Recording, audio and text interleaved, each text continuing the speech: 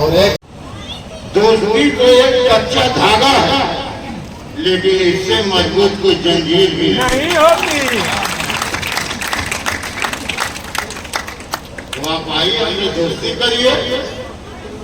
दोस्ती तो जन जन मानकर चलेगा,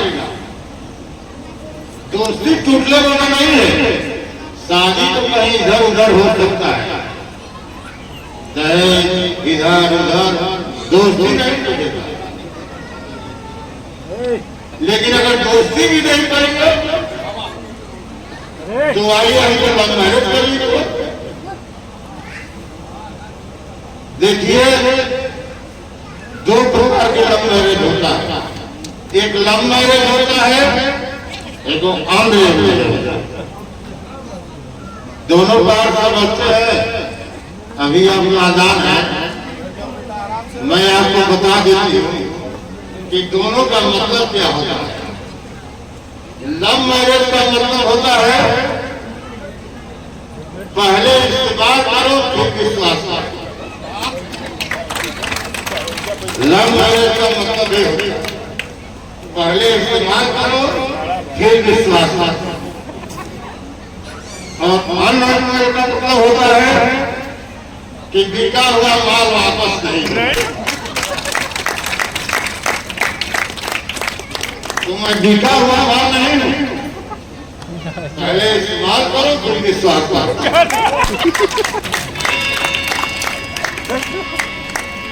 तो मैं कह रहे हैं कि आप हमसे शादी करिए, क्योंकि भगवान ने ऐसा सुंदर, ऐसा माहौल, ऐसा व्यवस्था बनाया है कि मैं क्या बताऊं। अरे भाई, आप भी कुछ देश दुनिया घूम होंगे, मैं तो पता न कहाँ घूमूंगी। कहा गया है कि तिलकी बाजार में दौलत नहीं देखी जाती। सुन रहे हो? सुन रहे हो? तिलकी बाजार में दौलत नहीं देखी जाती, और क्या हो जाता है तो सूरत नहीं देखी जाती।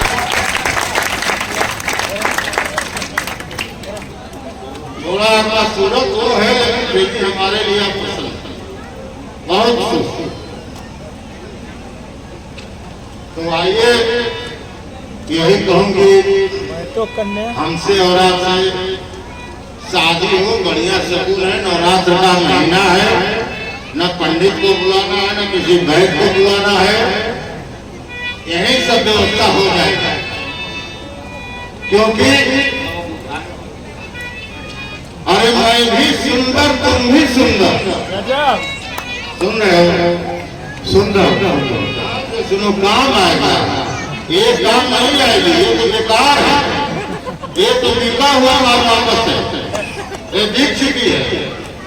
हमें पहले इस्तेमाल करो फिर विश्वास करो। अरे मैं भी सुंदर, तुम भी सुंदर, दोनों में सुंदरता ही है। वाह भगवान, गजब बनाया है। मैं भी सुंदर, तुम भी सुंदर, दोनों में सुंदरता ही है। हम दोनों की जोड़ी सुंदर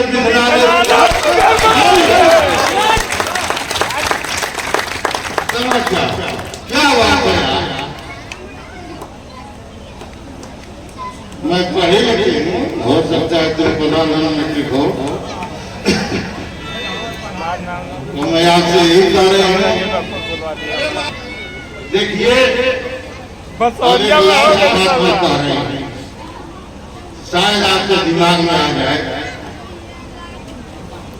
इस बात को आप बठिया लीजिए और आइए हमसे शादी करिए।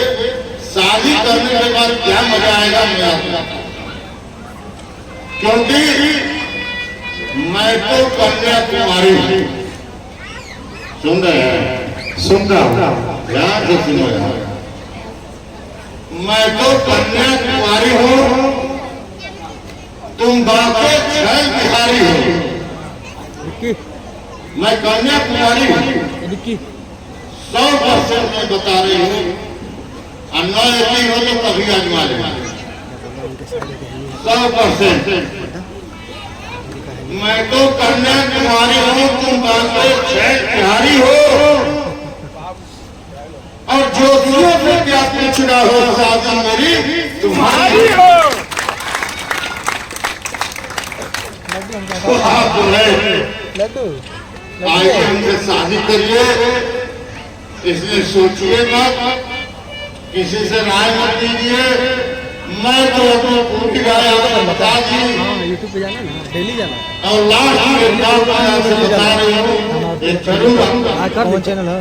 बीके मोमेंट नंबर है हमारा। आप आइए, शादी करिए। लिंक शेयर करिए तब तक। और शुरू से बता रहा हूँ कि पहले शुमार करें फिर विश्वास। आइए। हे सुंदरी, तुम्हारा प्रस्ताव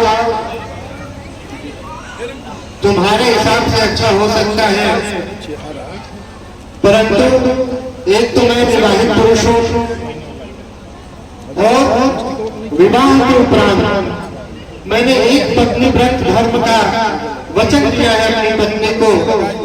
इसलिए इस जीवन में मेरे लिए दूसरा विवाह करना साफ संभव नहीं है और मेरे वचनों के विरुद्ध है। इसलिए मैं तुमसे पुनः आग्रह करता हूं कि तुम अपना ये वैवाहिक प्रस्ताव लेकर के मेरे अनुज के पास जाओ। संभवतः वह तुम्हारे विनती को स्वीकार कर लेगा। वह स्वयं बहुत सुंदर है, इसलिए तुम उसी के पास जाओ। लगता है कि ऐसे काम नहीं बनेगा, कुछ करना पड़ेगा। कुछ लगता है कि इन लोगों को थोड़ा डोज देना पड़ेगा, लेकिन आपके जो बड़े भ्राता है, बंधु है, फिर आपके पास दे दिए, क्या बात है? बेहाया कलंकिनी कुटिला तू, कुछ शर्म नहीं आई तुझको, दुष्टा भ्रष्टा करता तेरी कुछ बात नहीं भाई। तू माँ पिता से रह जाकर अब तक फिर तू कुंवारी क्यों? उपयुक्त पुरुष अन्वेषण कर यह मत बीमारी को संबंध यदि हुआ कहीं तो पति सेवा में ध्यान लगा। इस तरह धूपना ठीक नहीं, दुर्गति होगी मतलब। निरंकुश जो फिर नारी कुल का कलंक बन जाती है, जो फिर अत्याचार के दोस्ते को नर्क में दोते करती है।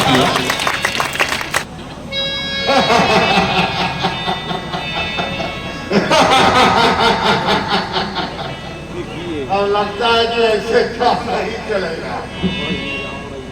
बगैर खाए के ब्रेक नहीं होता है। अब थोड़ा अब अपना रूप हो गया, इसके स्त्री को डराओगे, धमकाओगे, डर करके, और शायद हो सकता है लोग समझ में आ जाएगा, फिर मैं वही काम करते हूँ।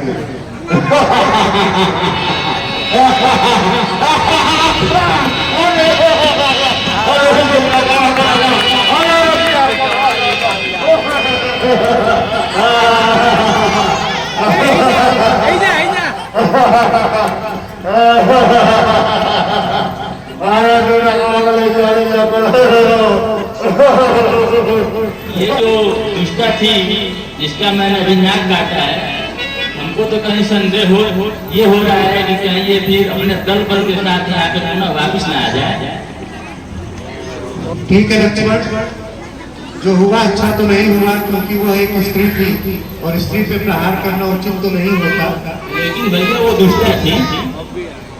परंतु ठीक है, हमें सतर्क रहने की आवश्यकता है। हम कुछ गुरु के चेले हैं जिसको उत्साह बनाया था बाल्यावस्था में इन हाथों के लड़का का वध करा।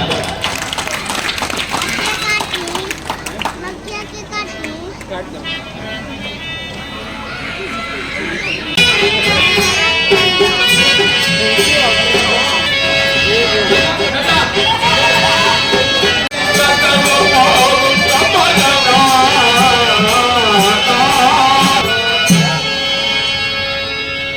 नकिया कने कटा दिया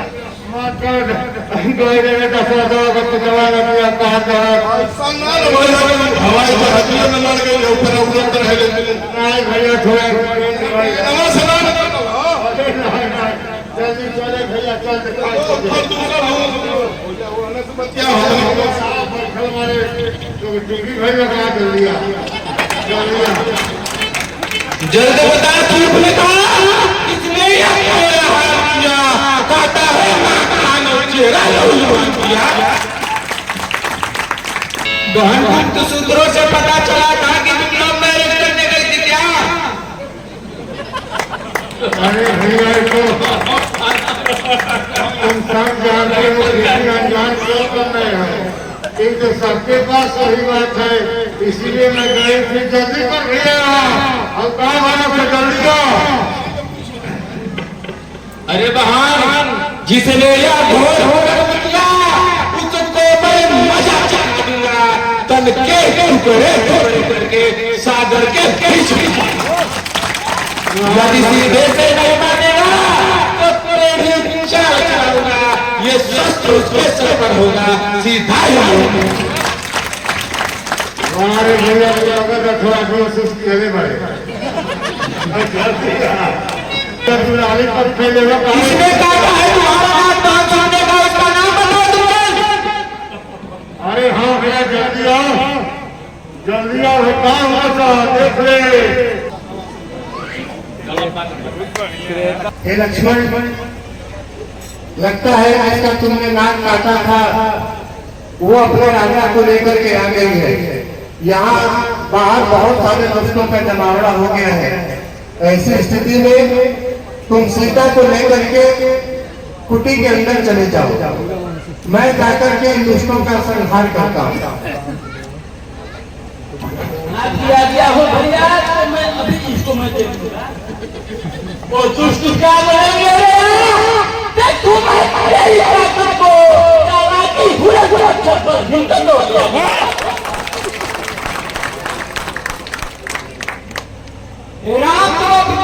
तुम यहाँ से चले जाओ, हमारी दुनिया युद्ध नहीं अपनी औरत को भेजो, हमें अपनी बहन का सम्मान का प्रतिशोध लेना है। हम तो क्षत्रिय हैं और हम बलों में तुम जैसे दुष्टों को ढूंढते फिरते हैं। तुम जैसे ऐसे व्यक्ति जो धर्म का पालन नहीं करते हैं उनको हम सर्वथा ही करने देते हैं। और हम लोग वंशियों का एक स्वभाव है, किरण में जो पीठ दिखाकर भाग जाते हैं हम उन पे शस्त्र नहीं उठाते। इसलिए युद्ध आरंभ होने से पहले मेरी ये सलाह है तुमको कि तुम रण क्षेत्र छोड़कर चले जाओ, मैं तुम्हें जीवन दान दे दूंगा। नागफनी के कांटों से हम कभी नहीं घबराते हैं, सबको कुचल कर हाथों से लड़ाते हैं। रघुकुल रंग चुनौती पर रणमध्य ढोल लगता है तो महाकाल संगीत हो लड़ना बनता है। देखिए महाराज बहुत पटक के उठा के दो तुम्हारी तो चापी चापी महाराज का ये पहले क्या था तुम लोग चले जाओ, झुंड बना के मीटिंग कर रहे हो। अरे महाराज मौसमी को बीस दिए नहीं यार। ये राम अगर तुम क्षत्रिय हो तो हम भी क्या मरे, हम अपनी बहन के अपमान का प्रतिशोध लेने अच्छे से जानते हैं। हम भी तुम हमारा भी तुमको यही सलाह है कि तुम वीरण छोड़ के चले जाओ, हम तुमको क्षमा कर देंगे। शंकर भी आंगर मदद करे तो शंकर भी उसमें साक्षी है, रण में उसे सखाऊंगा जो रघुकुल का बैरी है।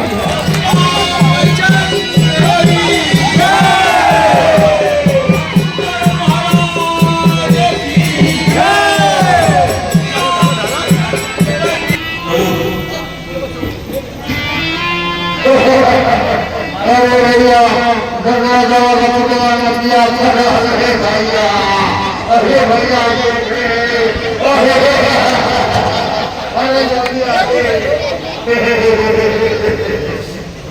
इसकी मजाल हुई आज बता किसने तेरा हाल किया किसने तेरा कान यह चला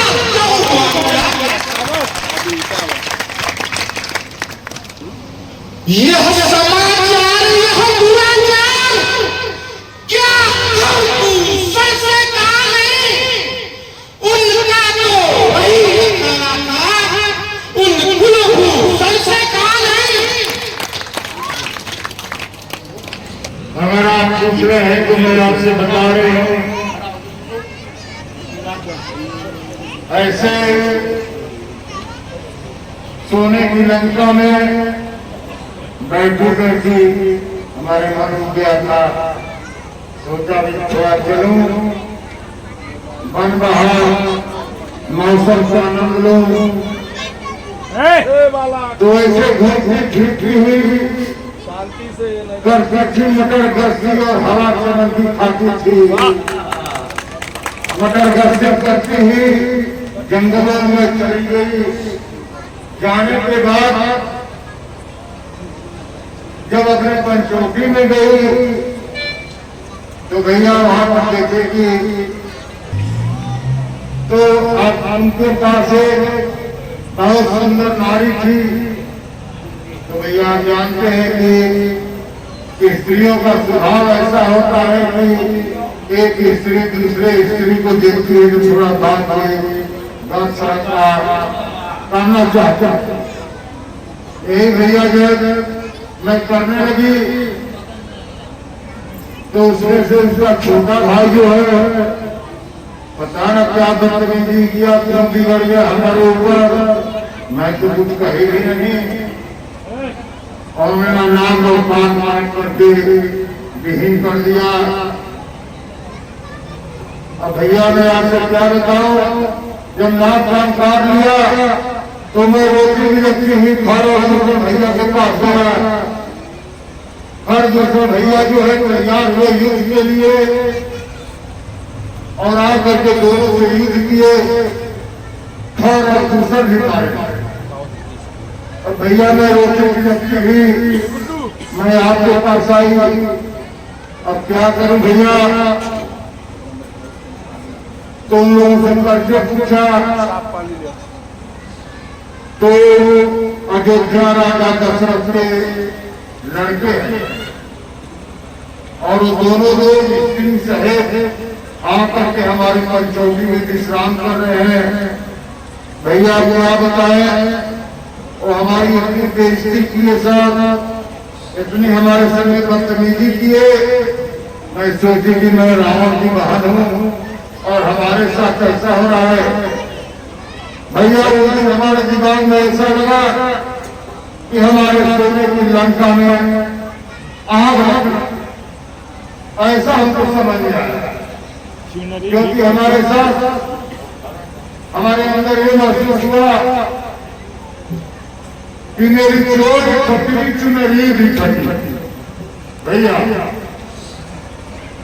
मेरी चोट फटी चुनरी भी फटी, लुट गई इज्जत मेरी दामन। और उस रात में भैया ऐसी हुई जैसे जल गई लंका रावण की। ना हमको पहुंचना भैया, मैं सोचा नहीं था ऐसा कभी हमने स्वप्न में भी नहीं देखी थी। भैया इसका कोई उपाय करेंगे तो बड़ी परिस्थिति होगा, जल्दी करिए। जमाने में तू क्या बुझाए मेरी लालच है उठाने में।